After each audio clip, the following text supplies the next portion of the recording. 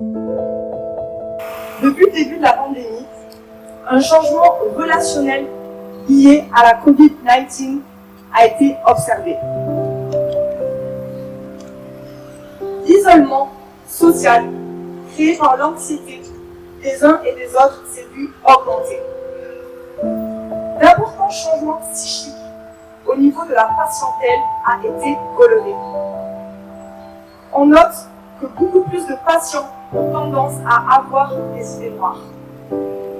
En d'autres termes, en d'autres mots, le taux de personnes atteintes de polypathologie psychique a explosé et le nombre d'admissions de manière générale en institutions psychiatriques a augmenté et touche présentement toutes les générations.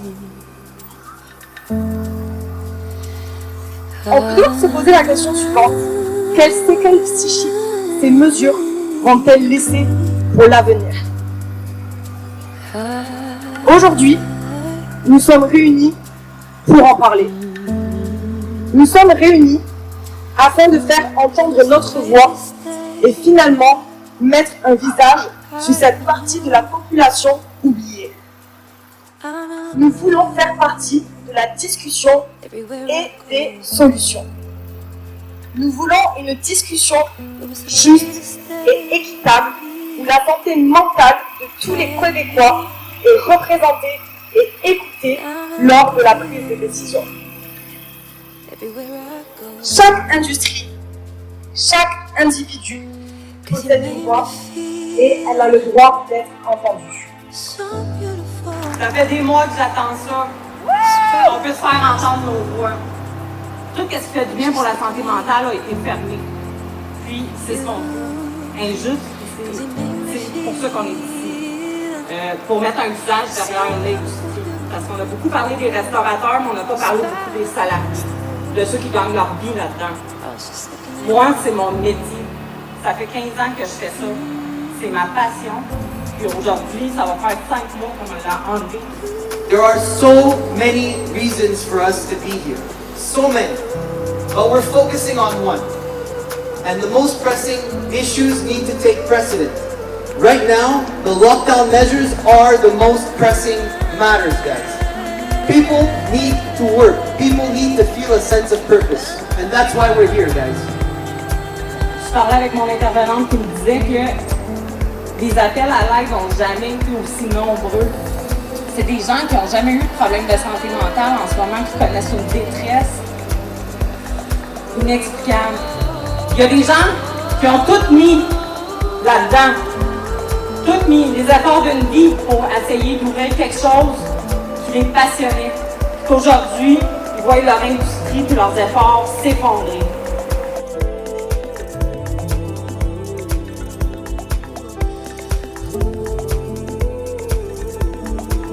In March, we had no choice. Now, November, we have alternatives. We must stand together. We must stand together, and we have our opportunity to live, to enjoy our life, and to be active. Au mois de juin, quand on a réouvert, là, on les a suivi les règles. Je travaillais sur une terrasse de 3 étages, avec mon masque, mes lunettes, mon tablier, mes pantalons, à courir pendant genre des heures, pas de pause. Et j'ai jamais chialé parce que j'étais contente d'avoir retrouvé mon travail.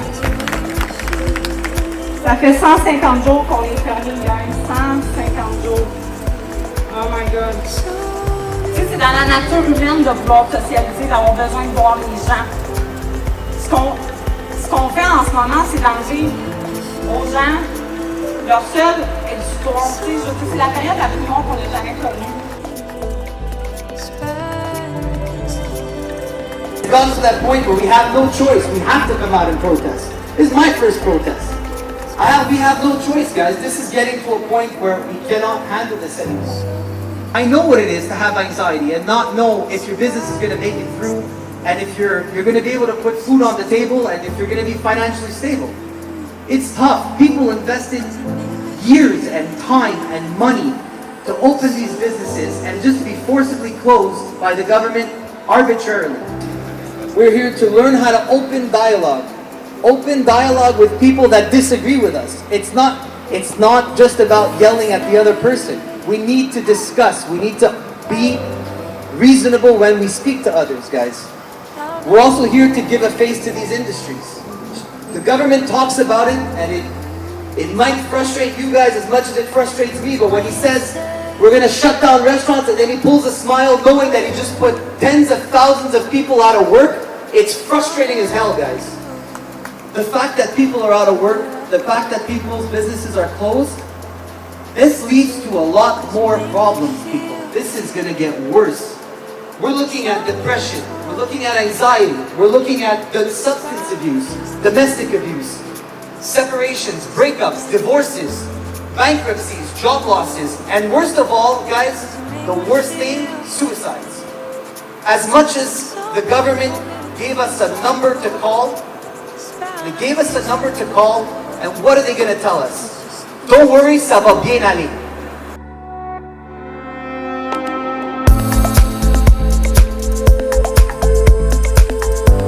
They told us how to make our restaurants safe. They told us all. This is from the government. The government's telling us, guys, this is how you can make sure your customers will be safe and you won't spread the virus. 2-meter distance, plexiglass, stickers on the floor, arrows telling people which way to walk, 50% capacity. They told us everything. They said, this is how you're going to make your restaurant safe. We complied.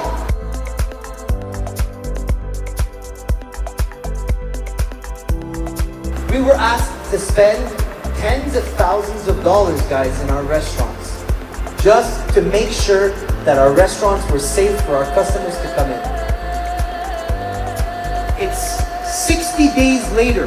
We closed October 1st. If the problem was restaurants, bars, and gyms, wouldn't we be in a better situation than we are now? Right?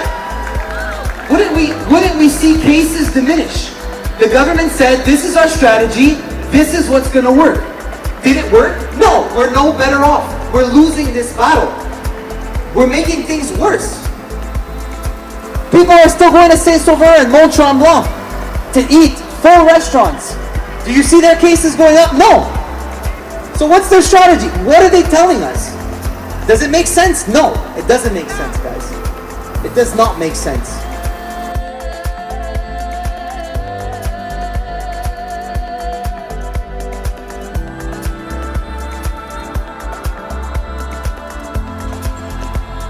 Avec la pandémie, notre vie a changé. En tant que personne, nous avons dû nous conformer à de nouvelles règles pour nous protéger, mais surtout pour protéger la santé des autres. Ces nouvelles règles ont eu un impact direct sur la façon de vivre nos vies. Nous connaissons tous quelqu'un aujourd'hui qui a perdu son emploi, qui a perdu son business. Nous connaissons tous quelqu'un qui a dû annuler ses plans ou les changer à la dernière minute. Et malheureusement, nous connaissons aussi tous quelqu'un qui a connu la dépression ou même voire pire. Alors tous ensemble, guys, s'il vous plaît, pour toutes les industries, for all the industries, pour tous les Québécois, for all the Québécois, soyons unis. Let's be united. Woo! Woo!